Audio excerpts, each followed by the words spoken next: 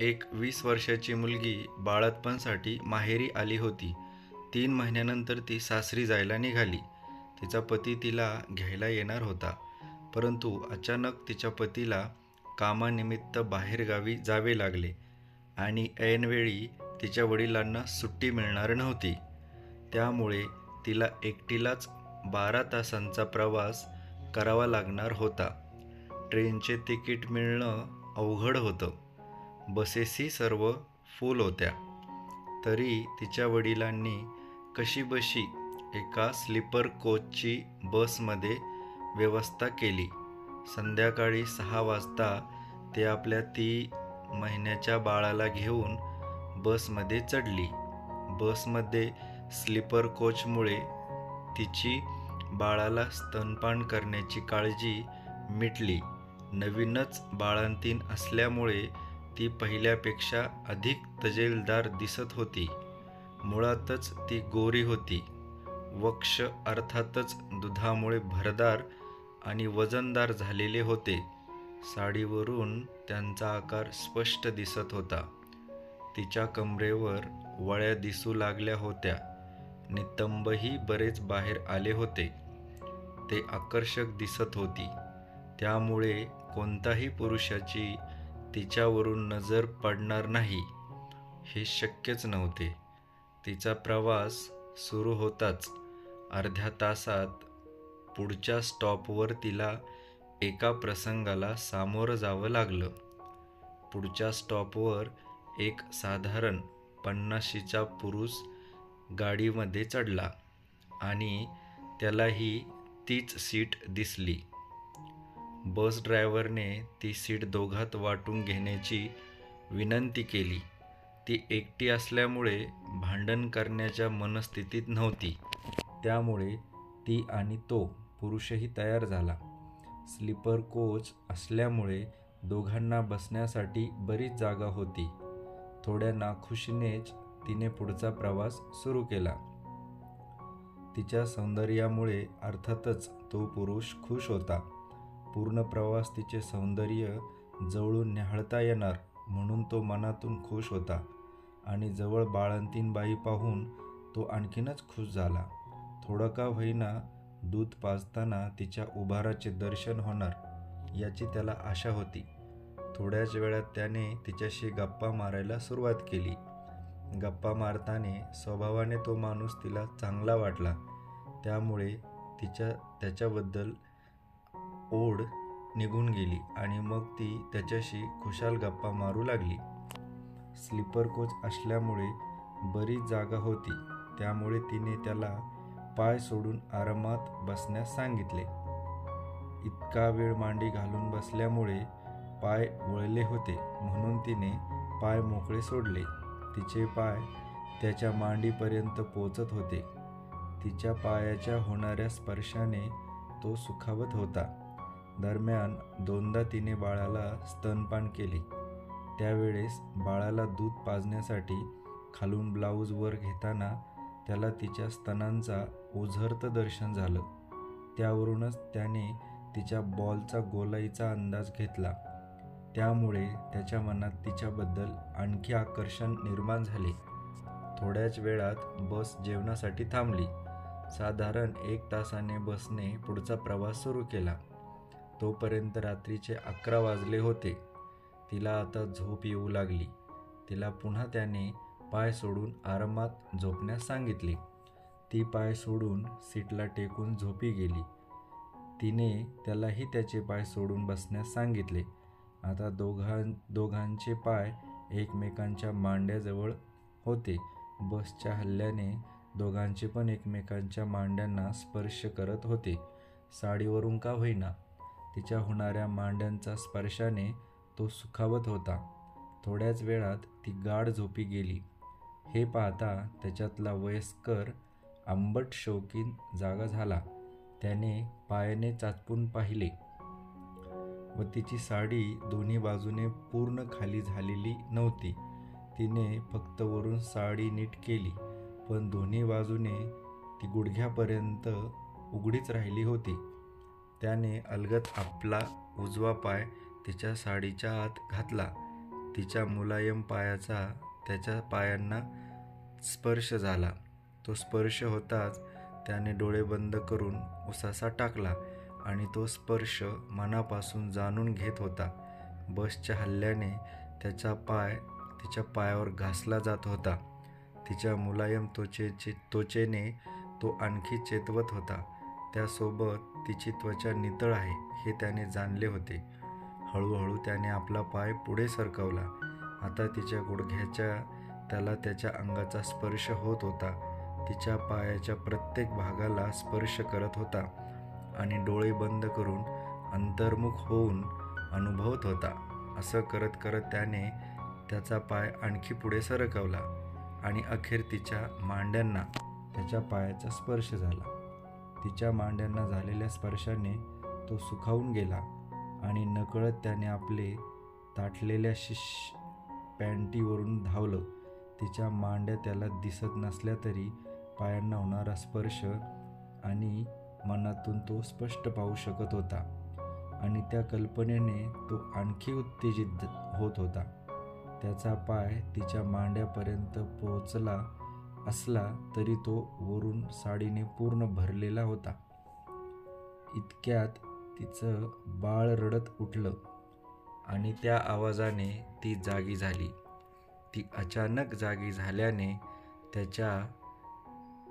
त्याला तिच्या साडीतून आपला पाय बाहेर काढावा लागला. ती उठल्यामुळे त्याने लगेच गाढ झोपेचे सोंग घेतले. इतर प्रवाशांना बाळाचा रडण्याचा त्रास होऊ नये म्हणून तिने पटकन बाळाला मांडीवर घेतले आणि त्याला ब्लाऊज वर करून दूध पाजू लागली. तोपर्यंत तिला काही कळलं नव्हतं. जेव्हा बाळ दूध पाजू लागली तेव्हा तिला जाणवलं की त्याचा पाय तिच्या साडीत आहे आणि तोही तिच्या मांड्यापर्यंत. त्याने कितीही सोंग केले असले तरी तिला म्हणजे बाईला कळायला वेळ लागला नाही. काही केल्या साडीच्या इतक्यात त्याचा पाय जाणार नाही म्हणजे त्यांनी जाणून बुजून पाय त्याच्या साडीत घातला आहे हे तिनं जाणलं. पण बाळ मांडीवर असल्यामुळे आणि पाय साडीत असल्यामुळे तसं काढायचं नव्हतं. ते बाळाच्या झोपण्याची वाट पाहू लागली. पण बाळाला दूध पाजताना तिलाच डुलकी कधी लागली हे कळलेच नाही. बाळ दूध पिऊन झोपलं होतं आणि तिचं स्तन उघडं पडलं. दूध पाजताना दिसू नये म्हणून बाळावरून अंगावर घेतलेला पदर पूर्णपणे खाली पडला होता आणि त्याचा पाय तसं तिच्या साडीत मांडीला स्पर्श करत राहून गेला. त्याला वाटलं की दूध पाजताना अजून जागी असेल म्हणून तो अजूनही झोपेचं सोंग येऊ लागला.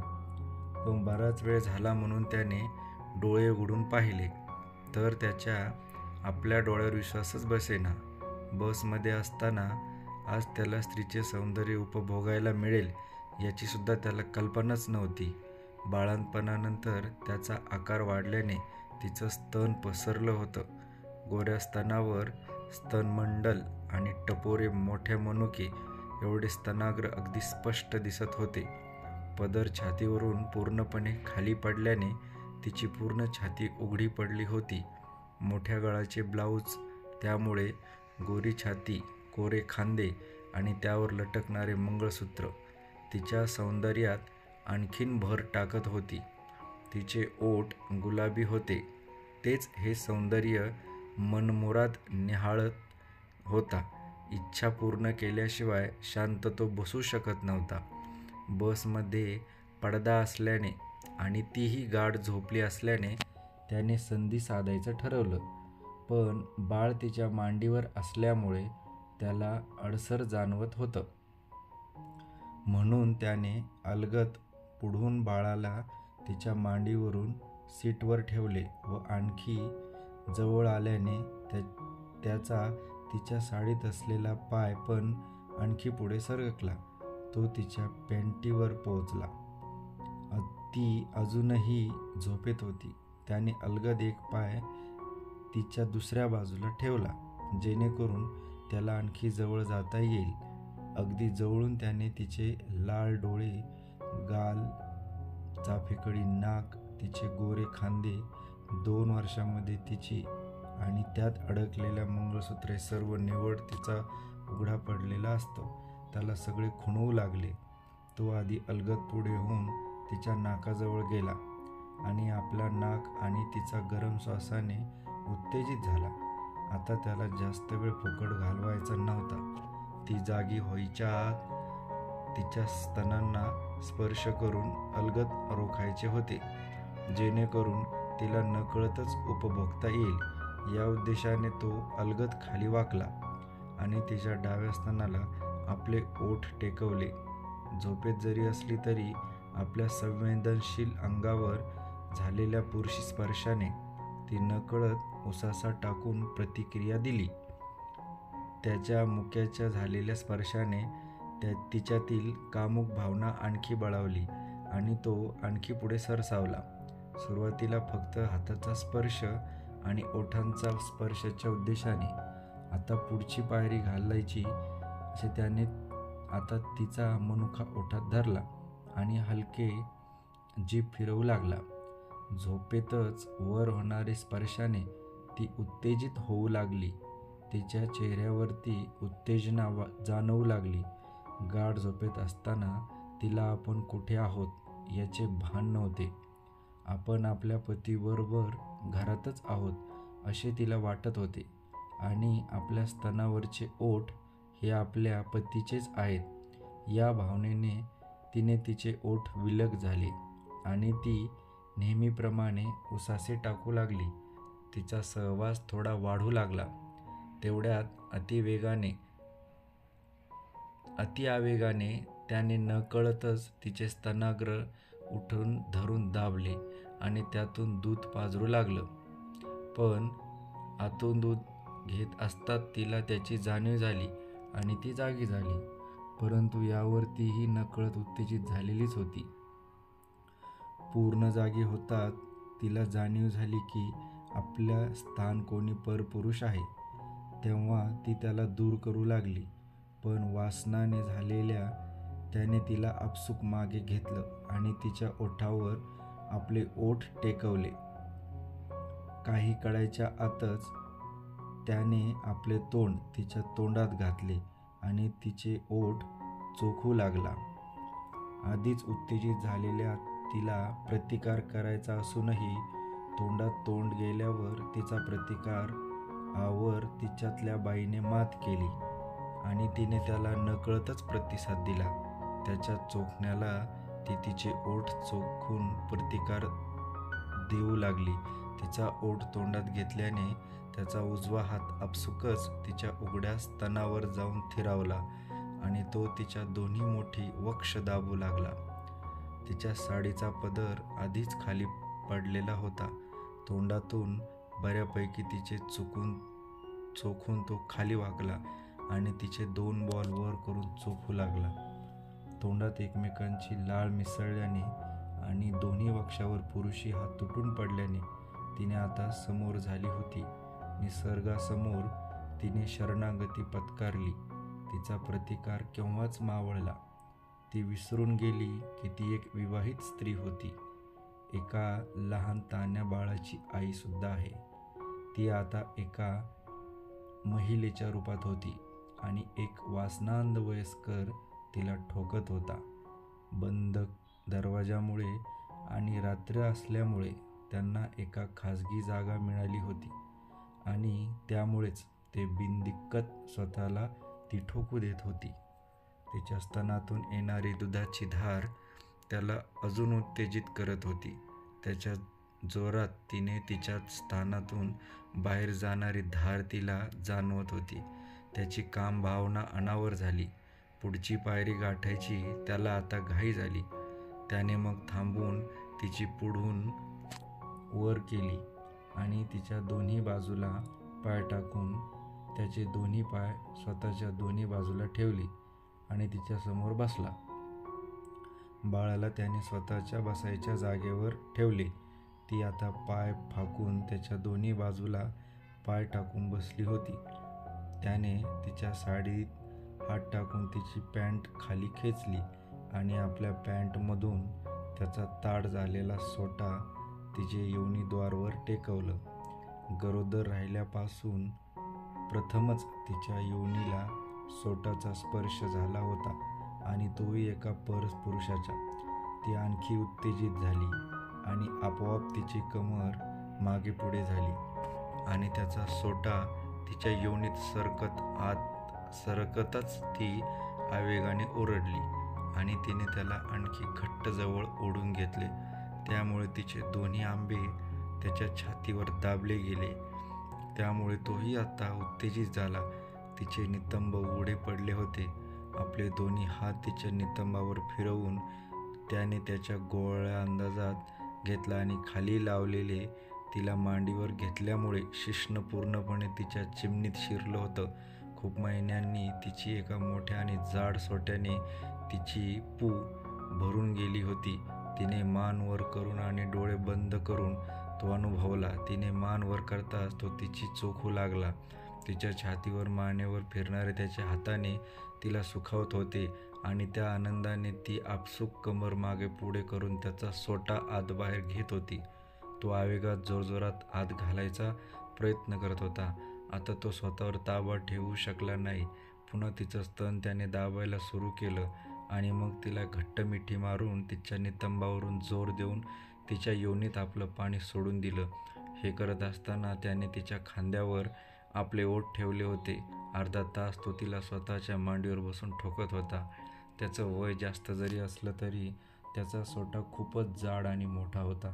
त्याच्या जवानीत खूप बायकांनी त्याच्याकडून ठोकून घेतले असेल, कारण एवढा जाड सोटा सर्वच बायकांना आवडतो आणि त्याची सुपारी पण जाड आणि गोल होती.